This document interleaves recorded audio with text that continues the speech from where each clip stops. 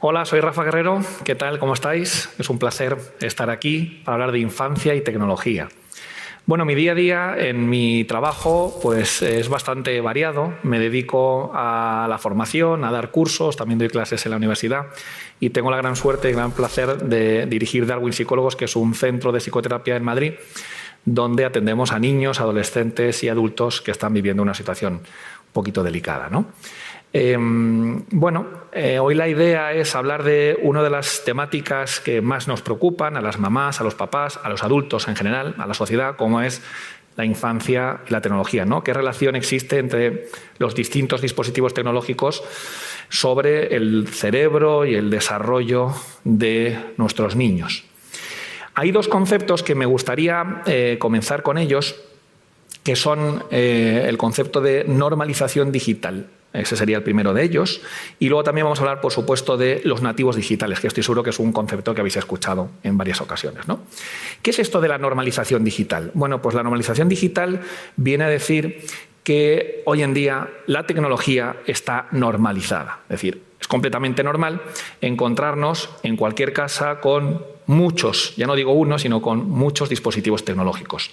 Nos encontramos con varios móviles, nos encontramos con tabletas, con ordenadores, con PCs, con videoconsolas y, por supuesto, con la televisión, que muchas veces, de lo que llevamos ya décadas, ¿no?, con la televisión, nos pensamos que la televisión no es un dispositivo tecnológico, y lo es.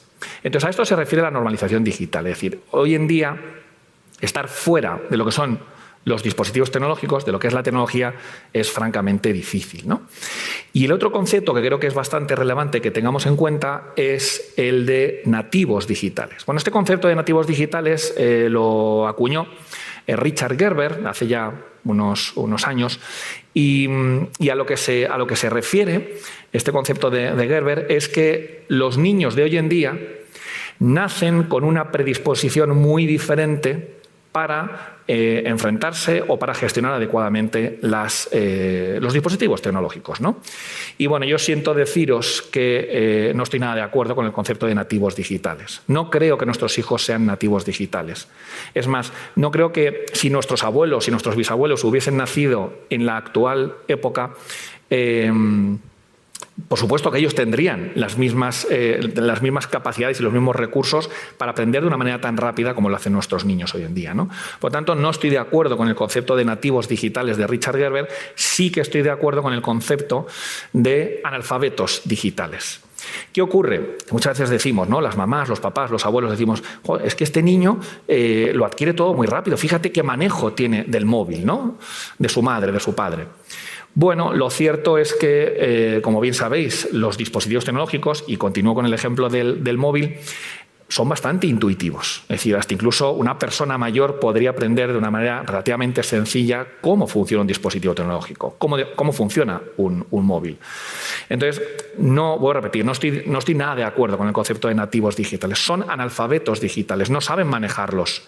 Lo que pasa es que son intuitivos. Vuelvo a repetir el ejemplo de si nuestros abuelos, nuestros bisabuelos hubiesen nacido en esta época, también habrían sido denominados como nativos digitales. Por lo tanto, aquí, mamá, papá, los adultos que estamos alrededor de nuestros chiquititos, la sociedad en general, los profesores, por supuesto, tenemos una responsabilidad importante.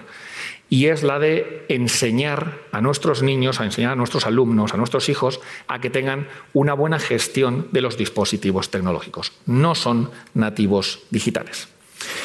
Bueno, estamos hablando de tecnología. La tecnología es algo que no podemos dejar a un lado. Hemos hablado antes, ¿no?, del concepto hablamos de la normalización digital. Es muy difícil encontrarnos con una familia, con un niño que no tenga acceso a la tecnología. Además, voy a repetir que la tecnología, aparte de estar aquí, de no poder evitarla, es tremendamente positiva, ¿no? Hoy en día nos permite poder llevar a cabo esta charla y que pueda llegar a todos vosotros. Nos permite estar en contacto con familiares y amigos que están fuera de nuestra ciudad, fuera de nuestro país. Es decir, la tecnología es maravillosa, pero hay que saber gestionarla. Un coche es maravilloso, pero también hay que saber gestionarlo. Y toda la tecnología, todo lo que estamos hablando, tiene mucho que ver o puede llegar a impactar de manera positiva o negativa en el desarrollo cerebral, en el desarrollo cognitivo de nuestros niños.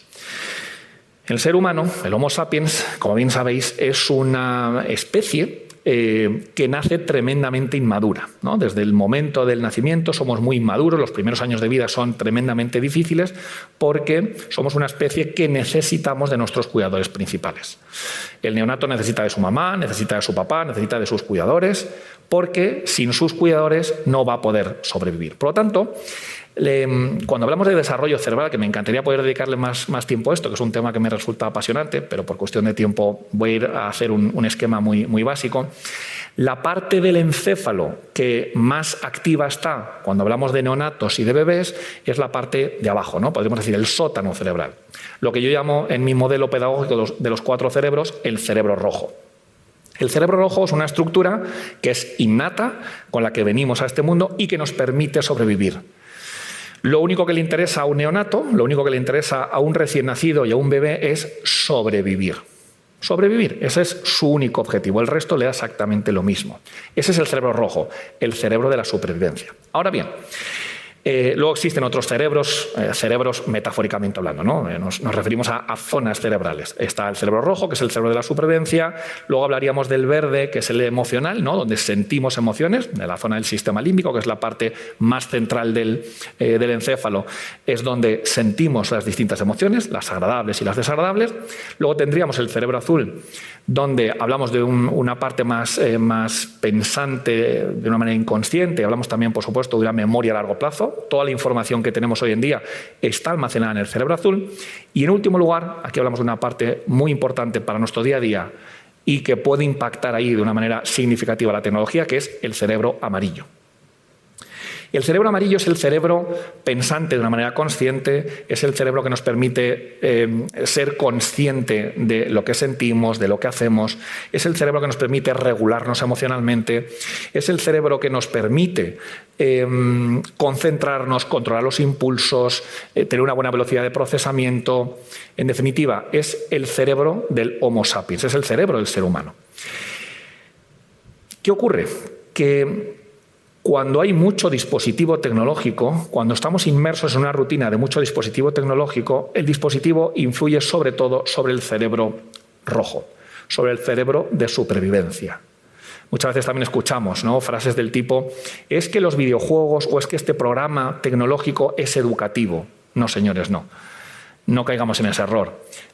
Un dispositivo tecnológico, una aplicación, un videojuego nunca va a ser educativo. Los que educamos somos las personas, no educa un dispositivo.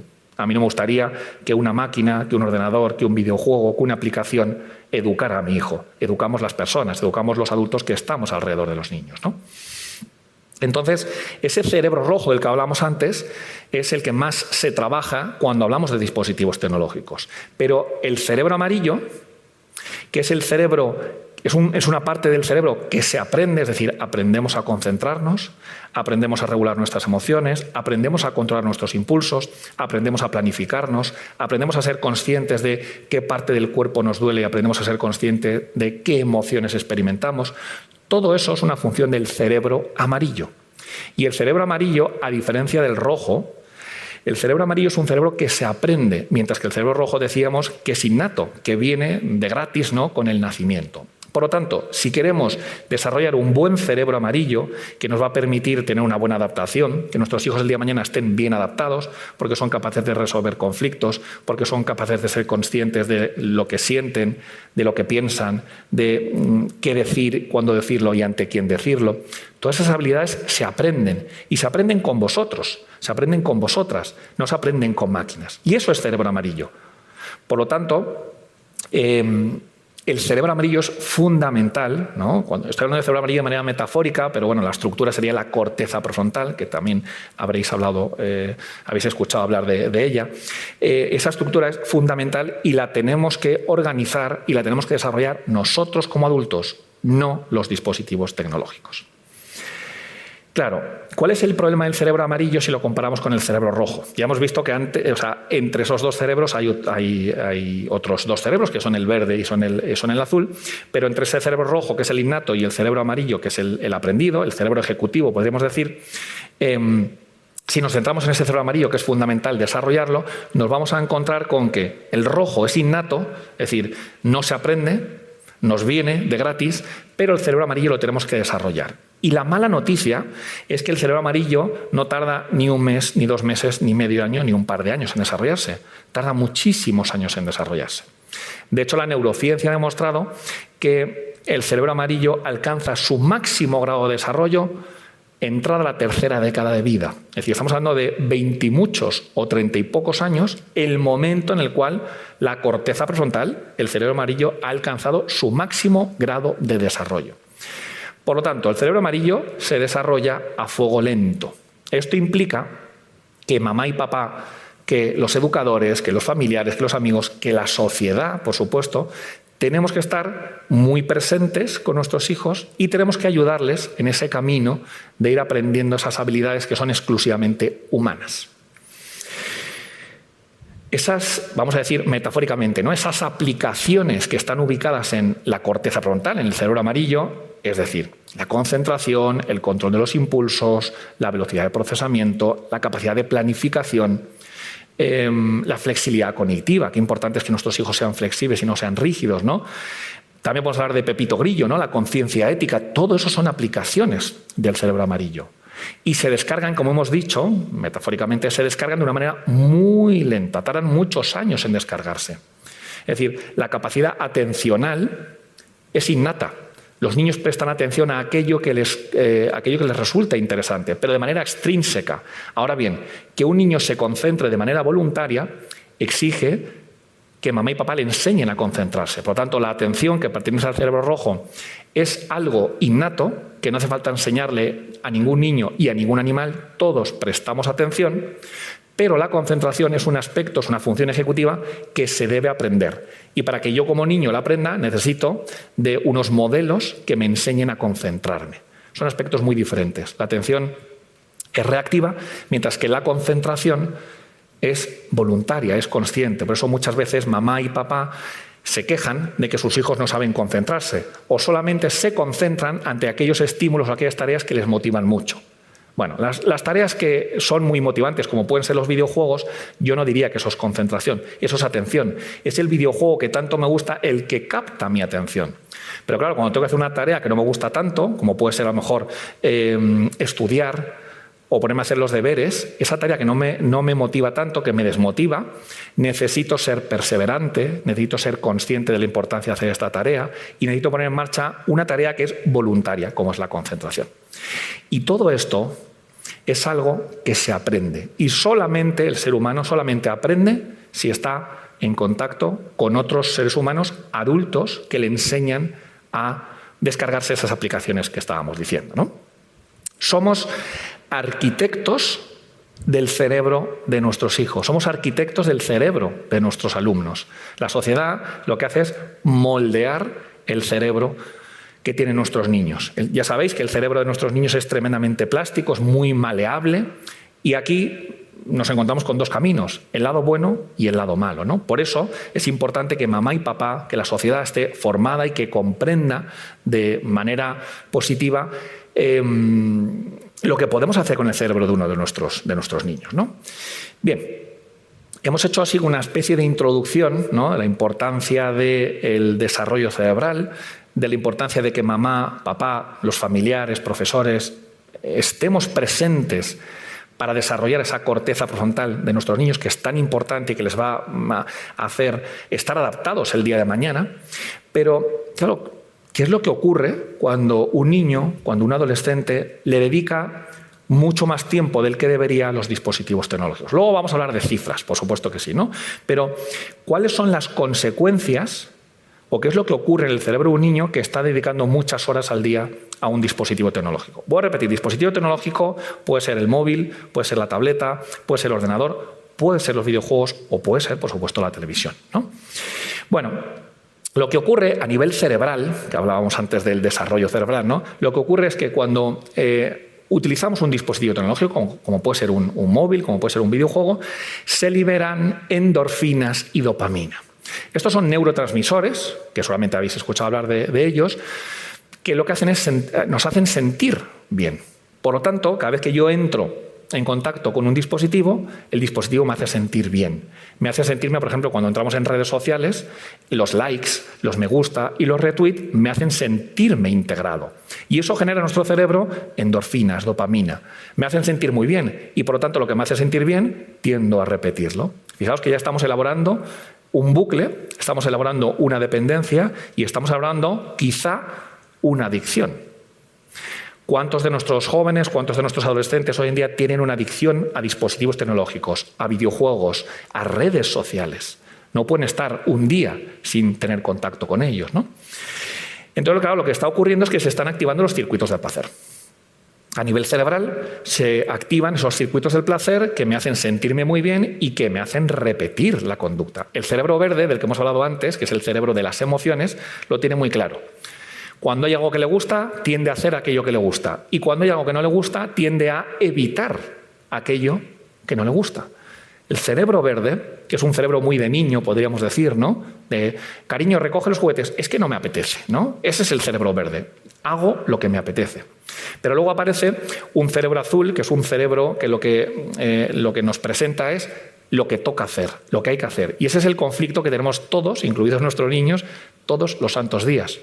El cerebro verde me dice que no me apetece estudiar, pero el cerebro azul me dice que debo estudiar. ¿Quién va a solucionar este conflicto entre lo que me apetece y lo que debo? El cerebro amarillo, el cerebro ejecutivo. El que va a decir, si no estudio, a lo mejor mamá y papá se enfadan conmigo. Si no estudio, a lo mejor mi profe se va a sentir decepcionado. Si no estudio, voy a tener que recuperar. Si no estudio, a lo mejor me van a castigar y me voy a quedar sin ir al cumpleaños de mi primo, que es este fin de semana, ¿no? Ese es el cerebro ejecutivo, que es el que es consciente de las circunstancias que hay alrededor. Bueno, decíamos que los dispositivos tecnológicos lo que hacen es activar los circuitos del placer. Cuidado, porque esto se puede convertir en una adicción. Ya no es que me gusten los videojuegos, sino que necesito de los videojuegos, que son cosas muy diferentes, ¿no? Y luego también decíamos que libera endorfinas y dopamina, lo cual me hace sentirme bien. Estos neurotransmisores también se activan cuando comemos algo que nos gusta mucho o cuando hacemos deporte. Pero cuidado con llevar los dispositivos a un extremo. Bien, vamos a centrarnos nuevamente en un neonato. Un neonato, un chiquitín, un bebé recién nacido, hay 3 tipos de estímulos que captan su atención. No hablamos de la concentración, que ya lo hemos diferenciado antes de la atención, sino que hablamos de 3 tipos de estímulos que captan su atención. En primer lugar, le llaman la atención los estímulos visuales, luminosos. En segundo lugar, le llaman la atención aquellos estímulos que son auditivos, música, sonidos, aplausos. Y en tercer lugar, le llaman la atención aquellos estímulos que están en movimiento. Si pensamos en los dispositivos tecnológicos, decimos, vaya, qué casualidad, ¿verdad? Nos encontramos con que los dispositivos tecnológicos tienen soniditos, tienen musiquitas, tienen luz y tienen movimiento. Y todo eso va en pro de los circuitos del placer. Va en pro de liberar dopamina, endorfinas. Eso hace que yo me sienta bien, que le dedique más tiempo al dispositivo y que en el futuro, más bien a corto plazo, quiera dedicarle mucho más tiempo. Con lo cual, y esto está más que demostrado, las personas que han ideado videojuegos, las personas que han ideado las redes sociales, saben perfectamente cómo funciona nuestro cerebro. Saben perfectamente a qué población se dirigen y que es muy fácil generar una adicción en nuestros niños. Por supuesto que también se puede generar una adicción en nosotros los adultos, pero decíamos antes que el cerebro de los niños es mucho más maleable, porque es mucho más dependiente, porque es mucho más vulnerable que un adulto, cuyo cerebro ya está formado, pero el de un niño está en formación. Y decíamos que las aplicaciones cerebrales del cerebro amarillo se descargan a fuego lento. Bueno, para ir ya acabando, ¿qué consecuencias tiene un uso abusivo de cualquier dispositivo tecnológico? Es decir, un niño, un adolescente, un adulto que está constantemente atendiendo a su móvil, a las redes sociales, que está constantemente viendo la televisión, que está enganchado a los videojuegos, ¿no? ¿Qué decimos? Bueno, pues aquí podríamos hablar de muchas cosas, ¿no? Fijaos, en primer lugar, una función ejecutiva como es la concentración. La concentración va a hacer así, va a bajar de manera drástica. ¿Por qué? Pues porque la concentración hemos dicho que es una función ejecutiva, ubicada en el cerebro amarillo. Si los videojuegos o los dispositivos lo que hacen es ponerte más en modo alerta, en modo supervivencia, en modo reactivo, no estás trabajando la concentración. Por eso muchos adolescentes, muchos niños que tienen una adicción a determinado videojuego, esto en el colegio lo van a notar los profes. va a bajar considerablemente la concentración.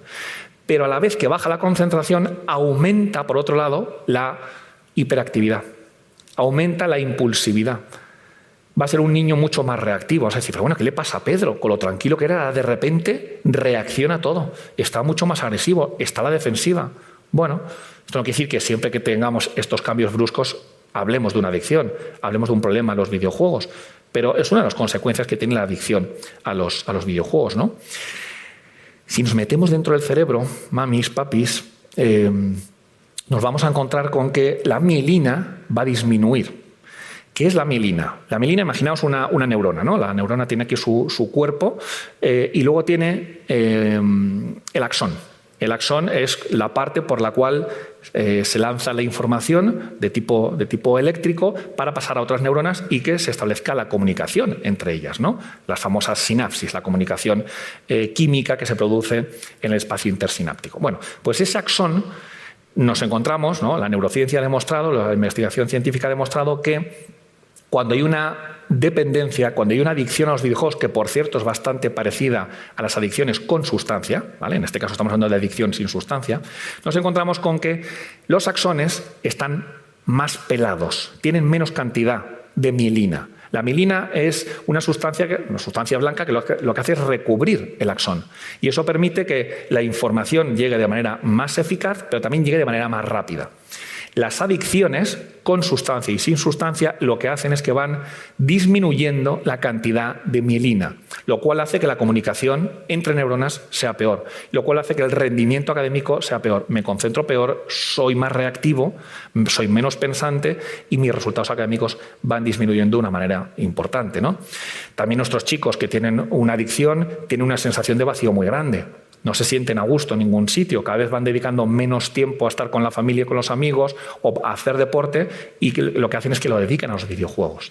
Y esa sensación de vacío, cuando están con el videojuego, la dopamina y la endorfina lo que hace es hacerles sentir bien. Este es el único lugar donde yo me siento bien. Y eso genera, o activa, mejor dicho, los circuitos del placer. Hemos dicho antes que aumenta la hiperactividad, disminuye la tolerancia a la frustración, viven en el momento presente y no se acuerdan de lo que pasó días atrás, ¿no? La reprimenda de alguno de sus padres o lo que hablaron con su profesor, y tampoco atienden a lo que va a ocurrir en el futuro. Están en el momento presente, están metidos en su adicción, ¿no? También van a tener dificultades para aplazar recompensas, quieren el refuerzo, quieren la recompensa ahora mismo, acordaos de los circuitos del placer, y la socialización va disminuyendo hasta un punto en el cual se quedan solos. Porque dejan de hacer planes, porque dejan de salir, porque no quieren hacer nada con nadie, porque quieren dedicar cuanto más tiempo mejor a este videojuego, a esta serie de televisión o a las redes sociales. Y esto se convierte en un problema muy grande, ¿no? Un problema muy grande, y podríamos hablar de otros de los aspectos que a mí personalmente me preocupa mucho, ¿no? Que es la anestesia emocional. Los dispositivos tecnológicos, usados de una manera exagerada, usados de una manera inadecuada, provocan anestesia emocional. Esto quiere decir que dejamos de sentir emociones, y muchas veces todo esto es reforzado por mamá y por papá, no por el entorno. Porque cuando el niño entra en rabieta, ¿qué es lo que hacemos? Le damos el móvil para que no se enfade. Cuando el niño está triste, le damos la tableta para que no esté triste. Tratamos de, con muy buena intención, mamá y papá, de que nuestros niños no estén tristes. Pero no nos damos cuenta que tan importante es estar alegre, sentirse dichoso, sentirse orgulloso por lo que han hecho, lo que acaban de hacer, como sentir lo que yo llamo el triángulo, ¿no?, de las emociones de defensa, que son la rabia, el miedo y la tristeza. Es fundamental que nuestros hijos sientan esas emociones, que en ese momento en que las sientan, que no se las extirpemos, que no se las anestesiemos. Hay que estar ahí con ellos, pero hay que permitirles que sientan miedo, hay que permitirles que sientan tristeza. Vamos a ayudarles para recuperar esa emoción, para pasar a emociones que sean más de calma, más tranquilas, pero, ojo, sin anestesiarles. Y a veces lo que hacemos con buena intención es darle el dispositivo, es dejarle jugar al niño porque está muy triste. El niño está muy triste porque hoy vamos a ir al zoo y de repente ha caído la mundial, ha caído una tormenta y entonces no podemos ir al zoo. Y entonces, con la baja tolerancia a la frustración y la rigidez cognitiva que tiene, rompe a llorar, se enfada muchísimo, se pone muy triste. Y con buena intención yo lo que hago es que le anestesio las emociones diciéndole, venga, va, pues no vamos a ir al zoo, pero vas a estar jugando. te voy a dejar que estés un par de horitas jugando a la videoconsola, ¿no? Y le hacemos con muy buena intención, pero les hacemos un flaco favor a nuestros hijos, ¿no? Bueno, y ya para acabar, vamos a ver algunas recomendaciones que creo que es interesante tener en cuenta respecto a los dispositivos tecnológicos. Fijaos, la OMS, la Organización Mundial de la Salud, dice que entre los 0 y los 2 años, es decir, hasta los 2 años, deberíamos hablar de 0 pantallas. Esto implica que ningún niño menor de 2 años deba tener contacto con la pantalla. Y vuelvo a repetir que la pantalla también es la televisión. Me enfada y me pone triste encontrarme con muchos niños pequeños, ¿no? Que van en su carrito con el móvil puesto, con los dibujos. Me da mucha pena, ¿no? Se están perdiendo estar con mamá y con papá, se están perdiendo ver las hojas en los árboles, se están perdiendo estar en el parque, se están perdiendo aburrirse, ¿no? Y constantemente les estamos dando esta hiperestimulación. Entonces, bueno, repito, la Organización Mundial de la Salud dice que hasta los 2 años 0 pantallas. Y luego, continúa la OMS, entre los 3 y los 5, o mejor dicho, a partir de los 2 años hasta los 5 años, es decir, lo que es la etapa de educación infantil, la OMS dice máximo 1 hora de dispositivo al día, lo cual a mí personalmente me parece mucho. Es decir, pensar en un niño de 3 años que esté 1 hora al día con un dispositivo me parece una barbaridad. ¿Qué es lo que yo os recomiendo? Que voy a repetir, estas son recomendaciones y cada uno las tiene que estar convencidas de ellas y luego también tienen que tener las coordenadas en su casa, en su familia, que vayan de la mano de todo esto, ¿no? Pero lo que yo recomiendo es que entre el nacimiento y los 6 años, es decir, toda la etapa infantil, debería haber 0 pantallas. Ya sé que muchos de vosotros os estaréis echando las manos a la cabeza, pero es posible. A ver, cuando hablo de 0 pantallas, no me refiero a que el niño no sepa lo que es una televisión y no sepa lo que es un móvil y que no vea jamás a su padre o a su madre trabajando con un ordenador. Por supuesto, vivimos en la era digital, vivimos rodeados de tecnología, normalización digital que decíamos al principio, ¿verdad? Pero una cosa es que sepan lo que hay. Otra cosa, por supuesto, también es que en momentos puntuales nos podemos hacer una foto y el niño puede ver la foto, o puede ver un vídeo corto, o hasta incluso puede ver una película. Claro que pueden ver una película con 3, con 4 y con 5 años, pero la película es la excepción. A lo mejor vemos una película, pues no sé, una película cada 3 meses, o vemos una película al mes. Es decir, es una excepción, es una fiesta, ¿no? Que en familia vemos una película. Fijaos que hablo en plural.